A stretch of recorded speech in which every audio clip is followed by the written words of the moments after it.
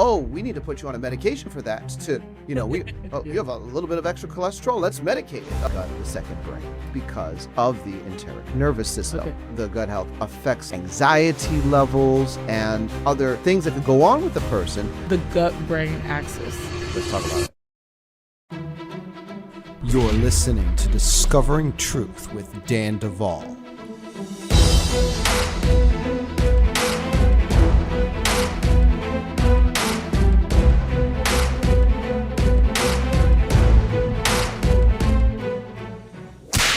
All right, friends, welcome back to Discovering Truth with Dan Duval. I am here in our new studio that we've been breaking in for the past few weeks with a guest, finally.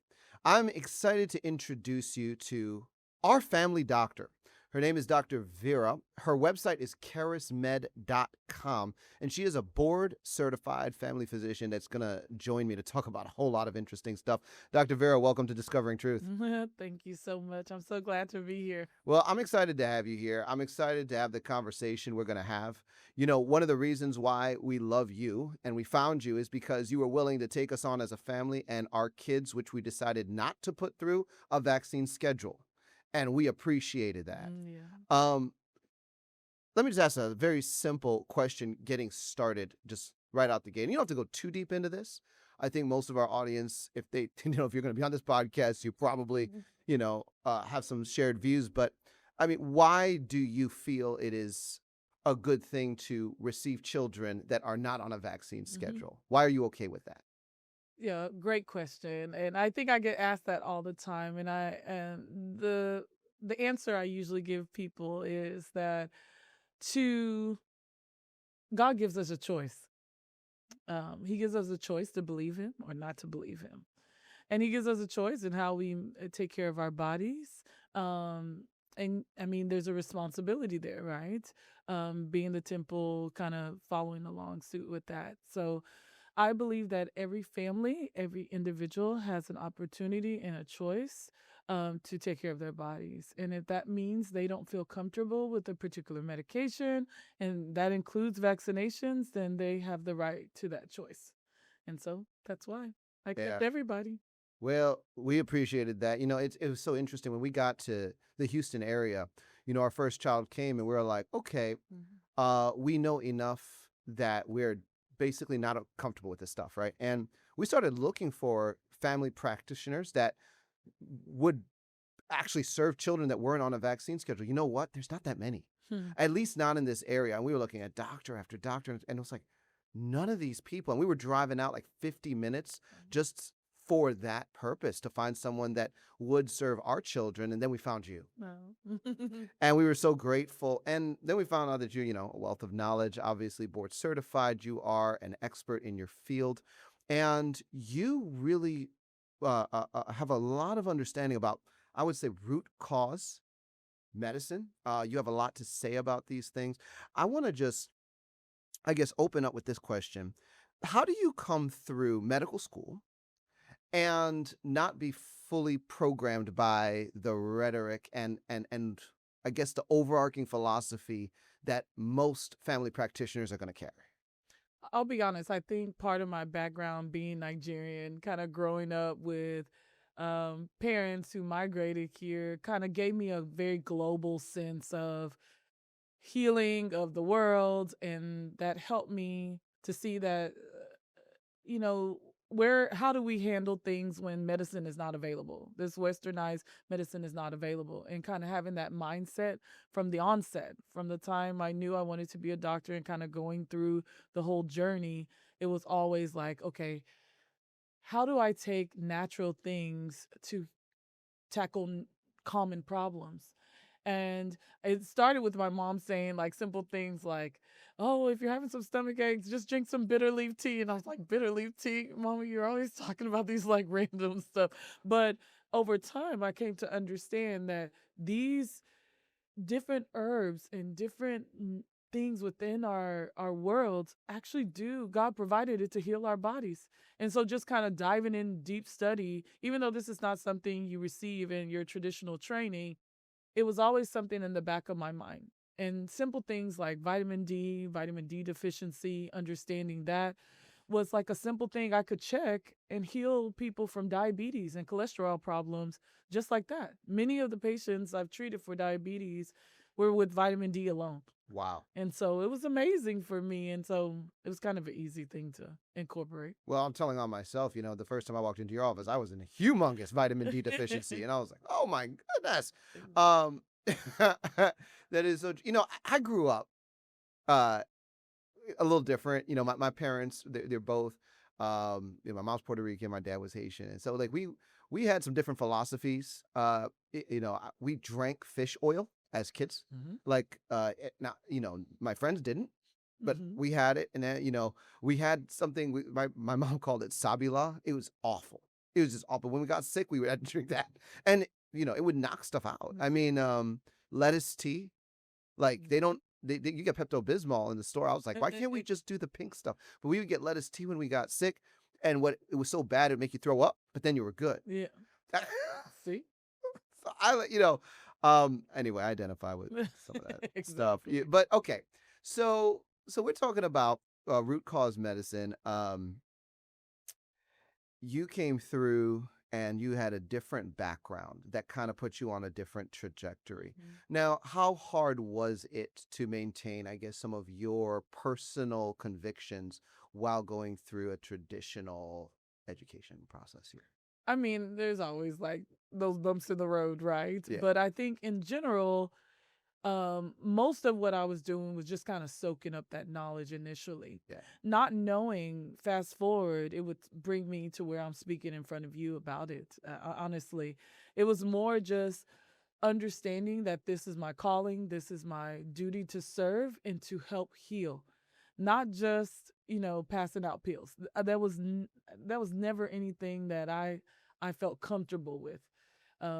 So when I was learning, it was learning with the understanding to identify what is the problem and how do I solve it. And later on, it became how do I solve it in the most natural way? Because I got to see side effects of these drugs. I worked as a hospitalist in my initial time outside of residency. And so I was looking at, okay, we have these drugs. They're wonderful in the time where they're appropriate, but then they're causing all these side effects. How do we combat those side effects? And then when you dive a little deeper, you understand that there's certain nutrients that are missing that cause the side effects as well. Or just not identifying the root cause, you're kind of treating around the syndrome. And so then the body has to take other ways to make sure those things happen.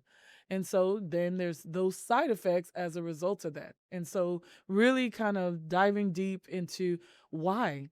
And not just taking it, okay, for blood pressure, you give this medicine. And if that medicine doesn't work, then you give this medicine. It's like, no, why does this patient have blood pressure problems in the first place? Is it that they're not sleeping? Is it that they have a low vitamin D? Is it that they have a stressor in their life that they either haven't identified or they haven't talked about? Like, what exactly is the true root cause of why this patient is experiencing these symptoms that they're experiencing? In your practice, what is the cross section between holistic care and modern medicine? I mean, it's a nice little beautiful blend.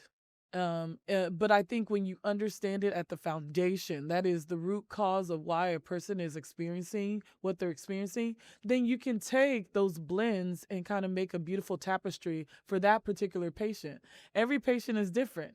The way I would, now that you put yourself out there, the way I would treat you, I wouldn't even treat your wife or your child the same way, because you're all coming from different genetics. You're all coming from different, even where you are in life is different, and those different stressors are impacting you differently, and so we have to approach it individualized even within a family circle. So yeah. So let's get into gut health. Now, you take you put a lot of focus on gut health in your practice. When did you become aware of the importance of that as a focus? And how have you tackled that in your practice? So when I've come to understand that the primary way to heal, but also the primary way to develop disease is through certain nutritional deficiencies or certain, um, I guess I could put it this way. The way to heal the body is through nutrition. Mm. The way to nourish your body is through your gut. And so if we know that I need to heal the body through nutrition, which is the vast majority of how we heal. I mean, there's other outside things that you sleep and reduction of stress. I'm not negating those, exercise. But I think when we look at like truly evaluating how do we heal a disease, what do we eat to help heal our disease, then I got to look at how do we digest things. And so that's why the gut becomes the emphasis, because I can throw all the nutrition at you, but if your body's not able to process that nutrition and really take it, digest it, in a sense, no pun intended, but digest it, and then be able to utilize it and send it to work, that's where I can really make a dynamic change in terms of your healing. So that's where I focus. Do you find that a lot of people are unable to uptake nutritional corrections in their diet because of gut issues? I mean, gut issues is one thing, Yeah. but even societal, our foods are so industrialized, whereas in our natural states, in Haiti or in Nigeria, where you can, walk up to a tree and take that mango off the tree and eat it fresh and ripe. That's not happening in our industrialized world, right? It's taken in its unripe form. So it's not with all the nutrients and all the things that make it ready to eat. It's in that process of transitioning that it now ripens, but it's lost a lot of that nutritional source. So it's not in its full capacity and to provide that nourishment. And that's why in the Western world, we rely heavily on supplements, not because we should, but because of the way we get our nourishment, get our food, it's not in its full nutritional capacity. And so we're lacking in those nutrients. And so you kind of have to support it in a way. Let's transition on that because you're kind of getting into supplementation. Mm-hmm. And where a lot of the medical doctors I've sat with will say, "Oh, we need to put you on a medication for that to, you have a little bit of extra cholesterol, let's medicate it. Oh, you have, some blood, oh, let's medicate it." And you do what other naturopaths do, which is actually you do supplementation Mm-hmm. and in large doses. Mm-hmm. Talk to me about that. So, I mean, obviously we're doing a full assessment and we're understanding that this particular nutrient is what you're lacking in. And that's why we're providing extra doses of that. And then I've come to understand that and we do other testing, right? We check in micronutrients. We're doing the stool test to see that you can tolerate those additional dosing. And so it's not just giving you, random dosing. It's very strategic and I guess we're really diving deep. We're not just treating randomly it's very personalized to you. And so I don't recommend anybody just take vitamins just to take vitamins, but really have some guidance when they're taking vitamins, because you can overdose. So let's put that out there. Well, I have done a good amount of reading on how scientists are calling the gut the second brain. And they say Okay. that is because of the enteric nervous system Okay.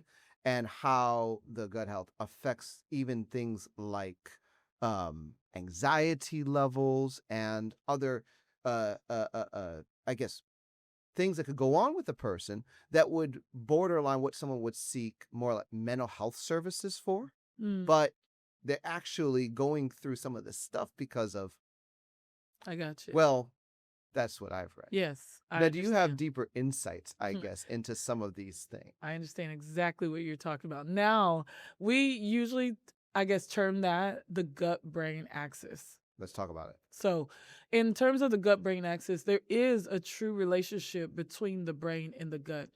And it still foundationally goes back to understanding that how you heal your body is through nourishment, how you nourish your body is through the gut. And so when foundationally you understand that, and the body is so complex, we are all created so beautifully, but wonderfully complex. And so it's my limitation is my ability to speak on how God created us. It's like it's too vast, right? But if I can break it down, our good bacteria, the probiotics, play a role in not only it's a symbiotic role, right? They're helping us break down this nourishment so we can heal our body, but then they're also working to produce things like short chain fatty acids and other byproducts that also go into healing our body, but connecting what we understand the body to be doing to what the brain perceives as happening.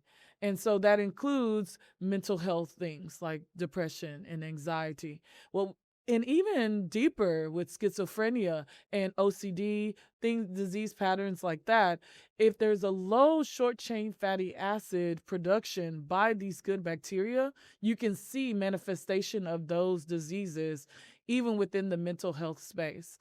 And that's why you find that some patients, when they're placed on certain these medications for these conditions, that they don't get a good response. Now, me and you probably understand there's kind of a greater, I guess, understanding of that too, and that there's a spiritual force at play when we talk about mental health.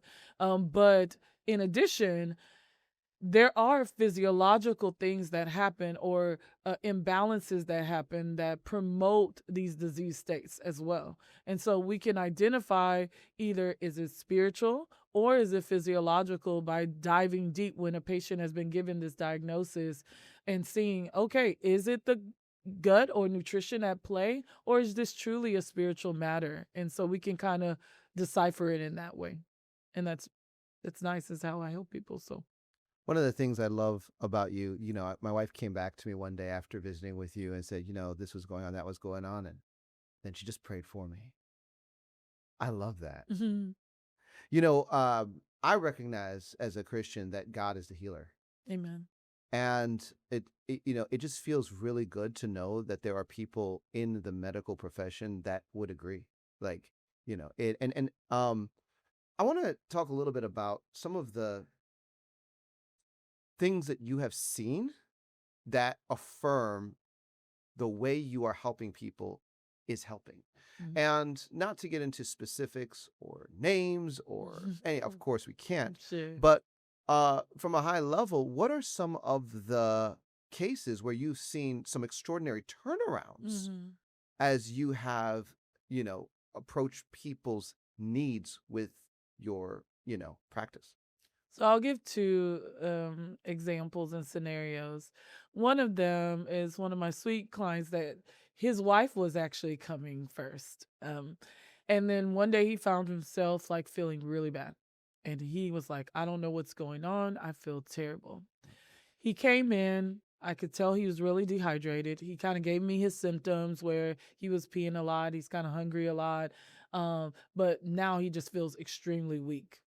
I checked his blood sugar because I presumed it was diabetes. Checked his blood sugar. The readings were off the chart. I couldn't even register it on my glucometer. So immediately I was like, you got to go to the hospital. I'm worried that you have a condition associated with diabetes. And so he went to the hospital. At that time, he had to be put in the ICU to get an insulin drip and all of that.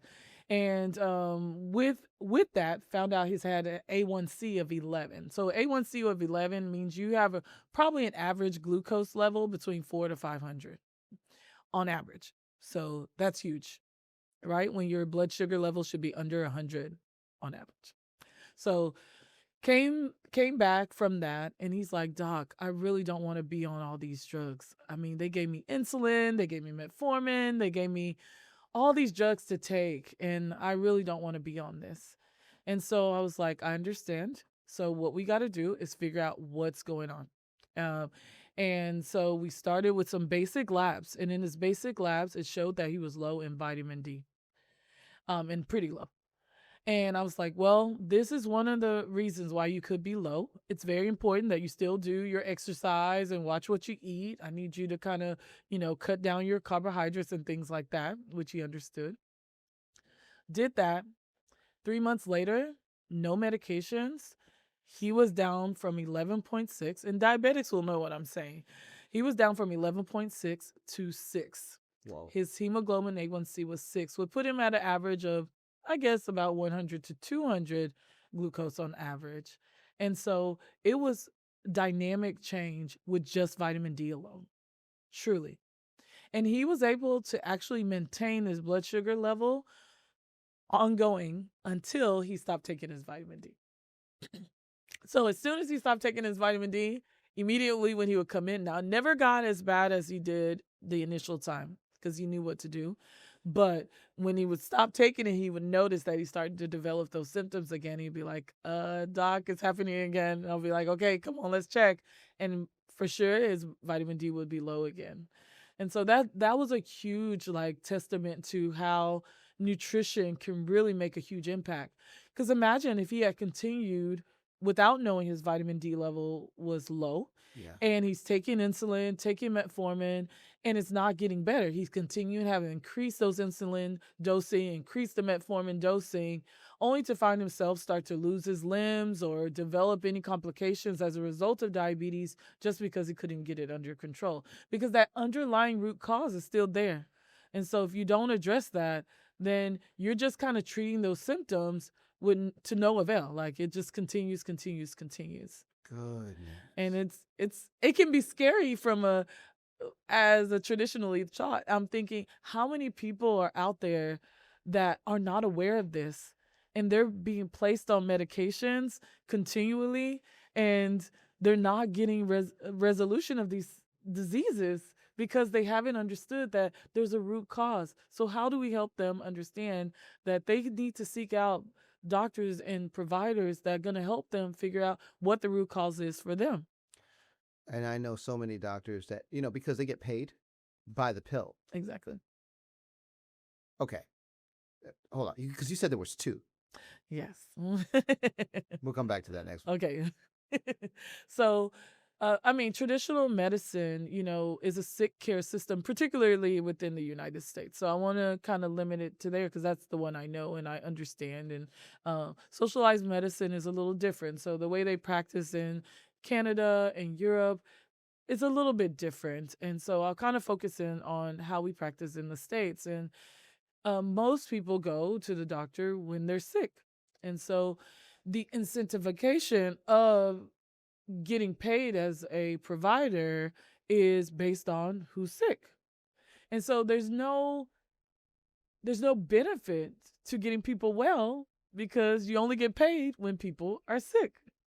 There needs to be a particular diagnosis code that suggests, unless, the insurance gives you that complimentary 1-year evaluation, but they don't include vitamin D because they believe it's experimental, so they make you pay for that now.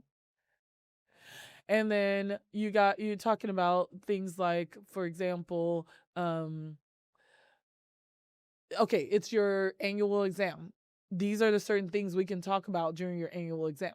Anything outside of that annual exam, because I won't be paid for that, you have to come for another visit. You have to take more time off of work.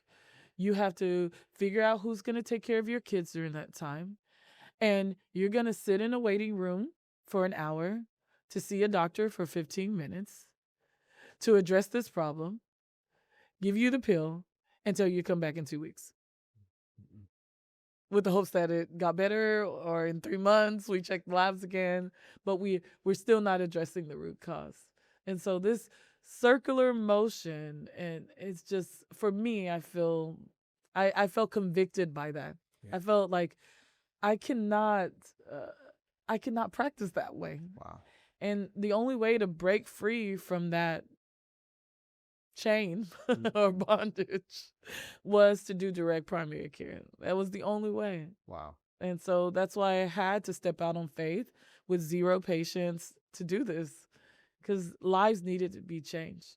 People needed to know that there's a better way, and there's a doctor that cares for them and wants them to be fully healed, fully well, not just treating symptoms.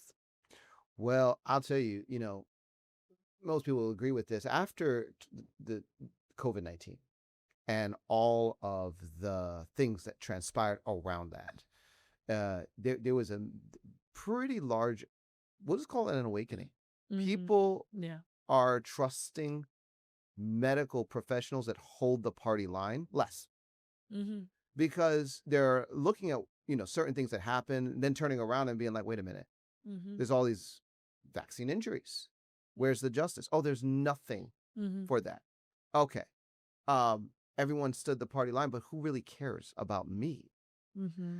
Uh, y- Yet I don't know that the systems that govern our society have caught up to the convictions of the Mm-hmm. population. Yeah. So people are looking.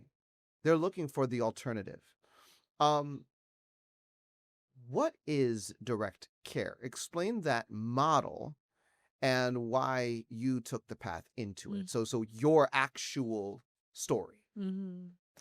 So traditionally trained, went to Baylor, then went to the Caribbean to do school at Sable University, and finished off at the University of Tennessee in my residency program in Jackson, and then moved to Houston.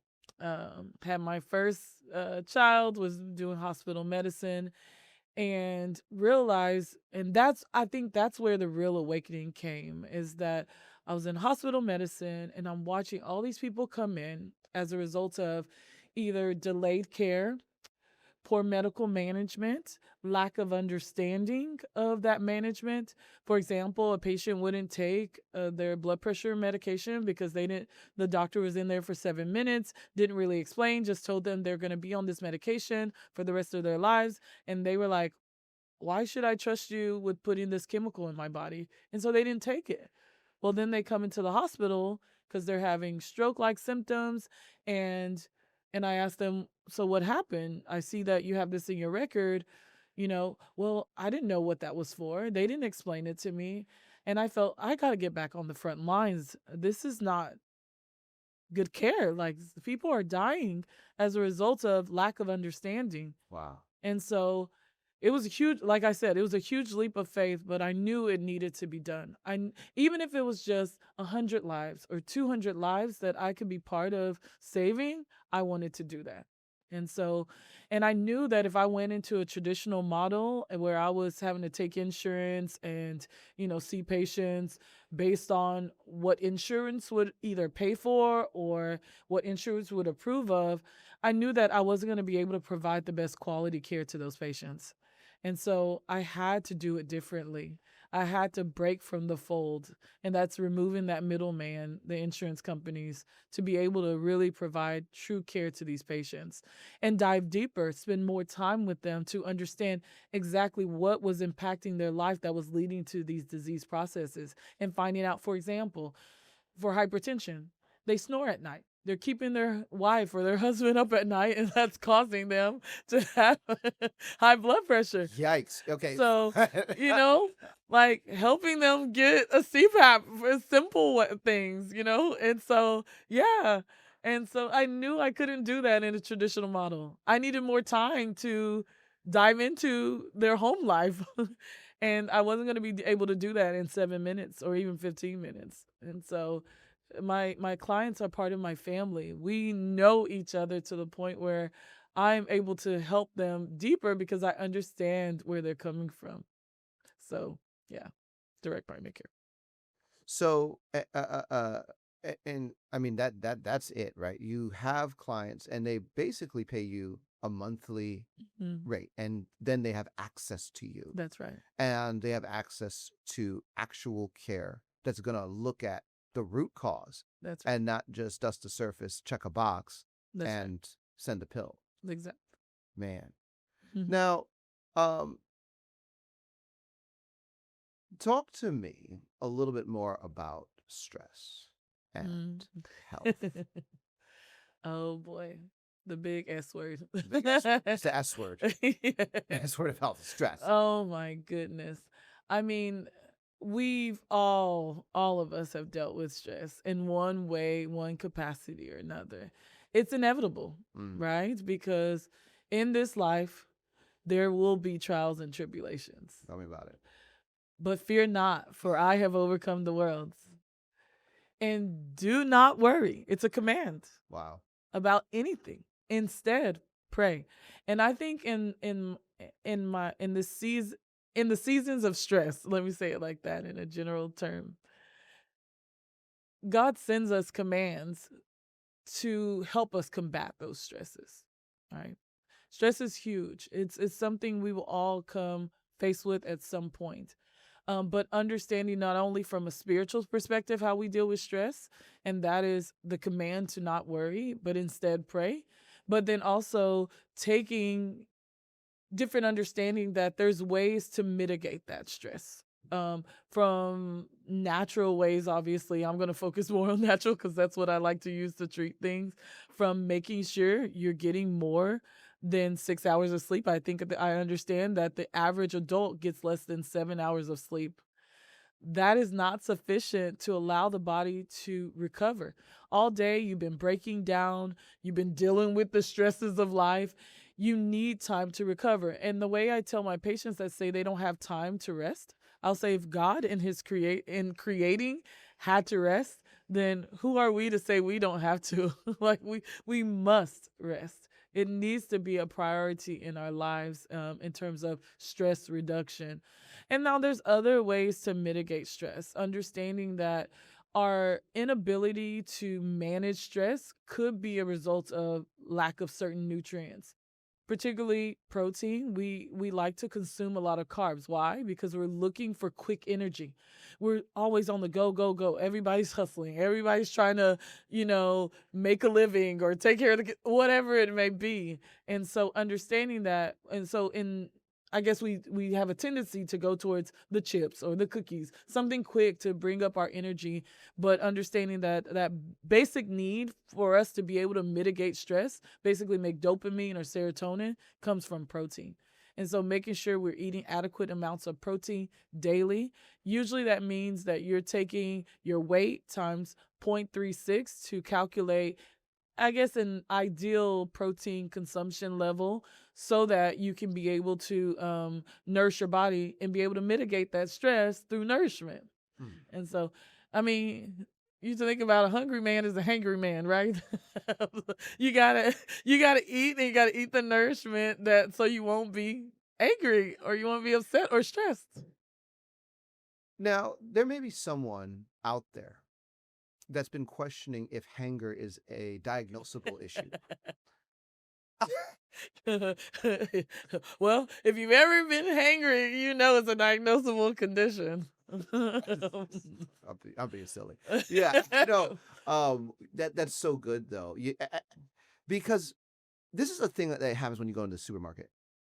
There are aisles and aisles and aisles and aisles chips and crackers. of chips and crackers, processed food. I mean, one of the things that I've been trying to figure out is like, I go to buy sour cream. I'm like, why do I need soybean oil in my sour cream? I have to buy the Daisy brand because that doesn't have like this additive stuff. Like, why complicate you just culture it?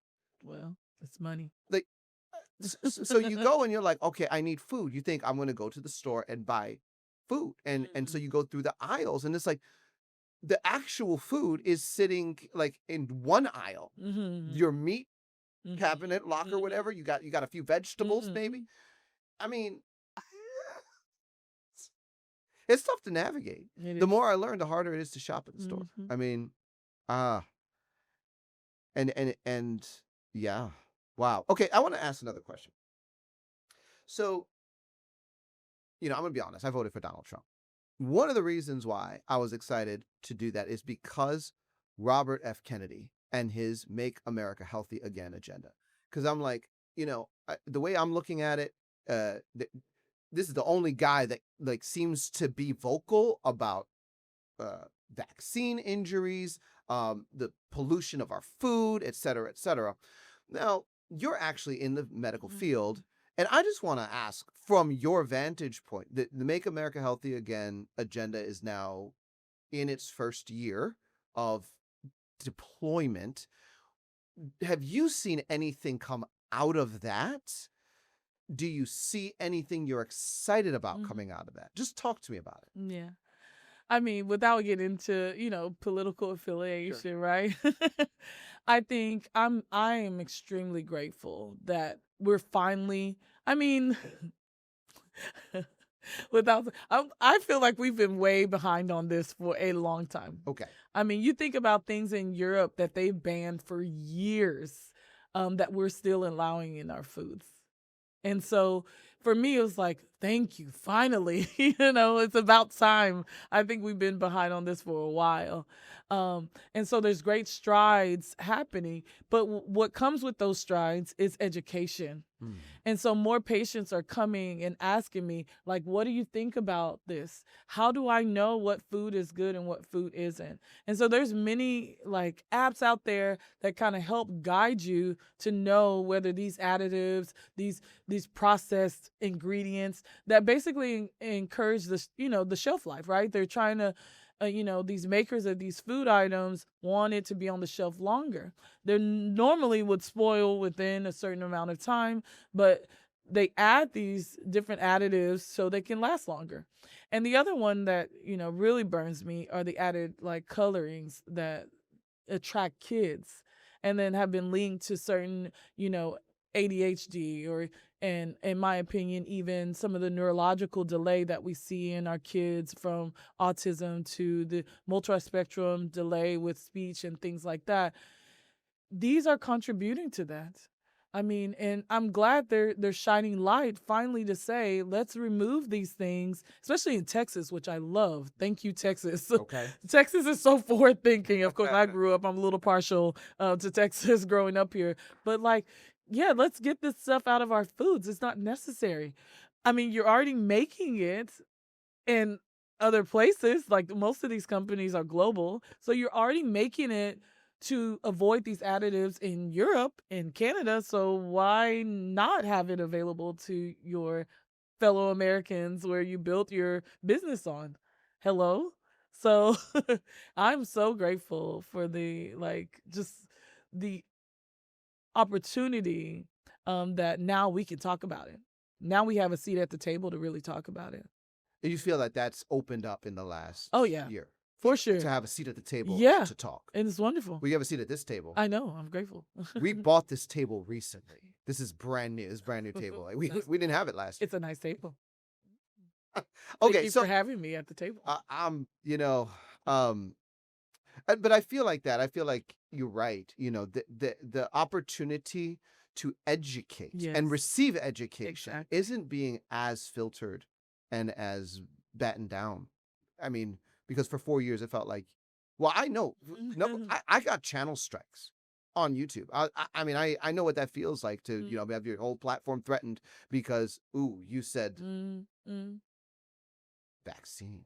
Like it was really tough out there. And I had friends that were completely deplatformed because they were like, well, we're just gonna use our voice. And it's like, okay, but now you're deplatformed. Like, but the policing was intense. Anyway, moving on. So we're talking about the convergence between like holistic health and traditional medicine. A lot of people have completely broken with, the American medical system because of they're just offended and hurt and disappointed.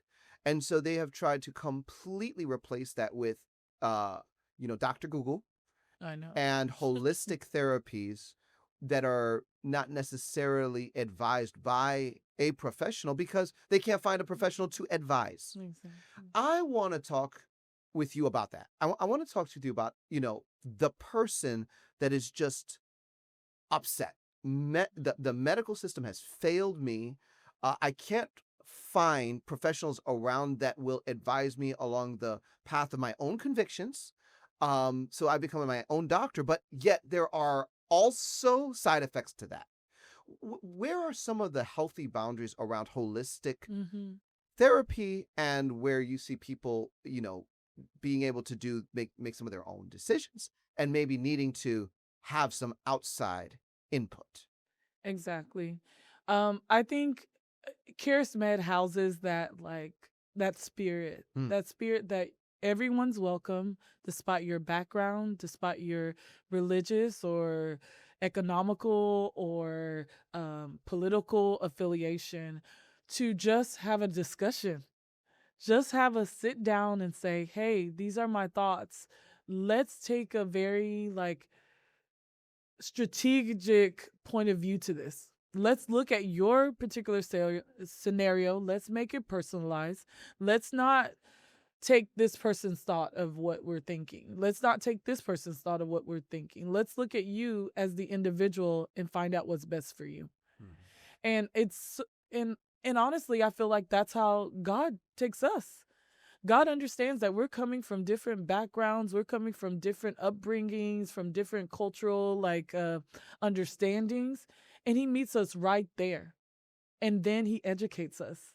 He uses his word and educates us and says, and then he convicts us through his word to say, this is the way you should go. And I love when he talked to Peter and says, don't call what I've called holy unholy, when he was talking about eating pigs and things like that. And I was like, or pork, I should say pork, sorry. It comes from the pig. Yeah, it comes, but anyway, but just like understanding that we all come from different backgrounds and different convictions, but that doesn't mean we can't help one another. That doesn't mean we can't be a resource for one another. And particularly for me, being an open mind, to say, I understand why you would feel uncomfortable with vaccinating your child. Let's see what's the best way to move forward from that. Let's see, how do we prevent your child from getting these diseases if you feel uncomfortable with doing that vaccine? Let's support their immune system. Let's make sure their gut is healthy, because really at the end of the day, it's about mounting up appropriate immunity to be able to fight the disease. And so let's see how we can support your child in that way. And that's it. Just having an open mind, having an understanding that we all have choices that we should be able to make, God-given choices, and shouldn't be forced upon us. So I agree with that. Are there places where you would say there is a lack of wisdom in trying to self-navigate through certain disease states with purely holistic approaches? And that's a good point. That's a good point, because I think it's always a balance. I think westernized medicine has its benefits, and that's why I kind of take a very integrative approach, in that I'm not fully holistic, I'm not fully traditional. I marry the two. If I see you have a raging UTI that's like making you really, really sick, I want to attack that quickly. But I understand that as I give you antibiotics, that I have to repair that gut, because I don't want you to have the side effects of having a devoid microbiome because you got all these antibiotics to treat that UTI. I have that understanding. And so as I'm giving you antibiotics, I'm saying, hey, I want you on 3 months of these probiotics to make sure that you get your microbiome back, so that you can prevent disease later on. I think a lot of people that haven't really been exposed to that wisdom don't understand what an antibiotic is actually doing. They understand the relief. So talk about that just a little bit, like a little bit of a deeper dive into what you just explained. Sure. And so antibiotics, while they're wonderful at killing bacteria only. So if you have a viral condition, antibiotics are not going to work for that. I have people wanting me to give them antibiotics for colds all the time. I'm like, it's not going to work. It's not a bacterial infection most times. And so, yeah, so antibiotics, unfortunately, are non-selective, right? They kill all the good, all the bad. And so you have to restore those good bacteria back. And so having that understanding helps me know how antibiotics lead to poor immunity later on. You look at kids that are younger than 2 that got a lot of antibiotics for ear infections and things like that, who at year 5 are now, they're missing school so much because they're getting sick all the time, because their microbiome and their immunity through the gut was destroyed with those multiple antibiotic uses for ear infections, for an example. And so having that kind of like mindset on both sides is important. Otherwise, it could potentially lead to disease and harm to that child or individual later on. So what is the future for Karis Med? What are you building? What's your vision? Karis Med isn't, it's going to make waves. in a way probably I have not even began to imagine. Right now, I'm just kind of in that season of conquering my Jerusalem Mm, mm, and making sure that I'm being neighborly and within my scope, obviously within medicine, to educate, to empower individuals to know that this is available. Um, I may not be able, I'm one individual. I may not be able to reach, everyone, but I want at least in the lives that God has entrusted to me to change them and to change generations. As I'm teaching all these individual families, they're going to teach their children, who are going to teach their children, who are going to teach their children. So the impact that Karis Med has should be generational. That is my prayer. And so when I think about like where I am now, is like, Lord, help me to impact the generations, that when I'm far gone, that these lessons that have been learned now are impacting them and making them healthy, making them fully healed through this knowledge. And so that's my prayer for Karis Med. incredible. So look, for those that are going to be watching this, we're going to have a mix. Obviously, we have people all over the world. We also have a lot of people that are either in Katy, moving to Katy. What do you want folks to know about Karis Med and how you operate? Do you just see people visiting from out of town? Do people have to make a commitment? What's the engagement protocol? The beautiful thing about Karis Med is that we have different ways we can support and assist patients. Both those who are international, those who are in the locality, by meeting them in person, online, to be able to help them. Now, my jurisdiction within like prescribing and diagnosis and treatment is only within Texas. And so those who are in Texas are free for all. Like they can come. Come on down. Whether it's through telemedicine or in person. For those outside, I'm happy to, educate and empower them in any way I can. And so I'm hoping that there's more opportunities to be able to say, hey, look for these type of providers in your locality. Because these are the things you need. If you need kind of those first steps, we can always kind of do a consultation about those first steps, and then you establishing care with a primary care provider within your locality. Fantastic. Mhm. Dr. Vera, it's been a pleasure talking to you. Yes, it was awesome. This is just wonderful. Thank I'm you. very grateful for you. My Thank family is you. grateful for you. Thank you so much. So thank you for what you're doing. Thank God. Friends, you've just met my family doctor. Mhm. Please don't bombard her so much that we can't get in anymore. Until next time, God bless and Godspeed.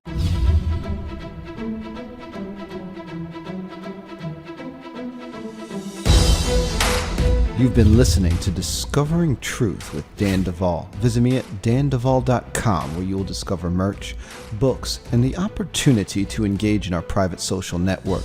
Join the tribe by subscribing to our email list and supporting this podcast.